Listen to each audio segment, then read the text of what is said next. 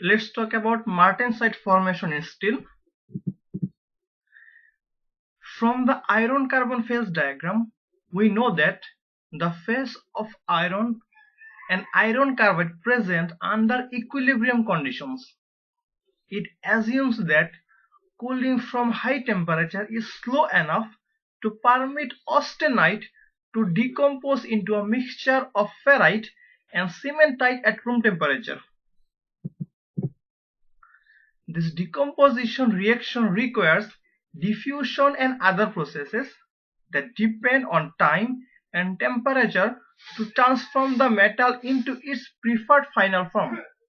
However, under conditions of rapid cooling, so that the equilibrium reaction is inhibited, austenite transforms into a non-equilibrium phase called martensite.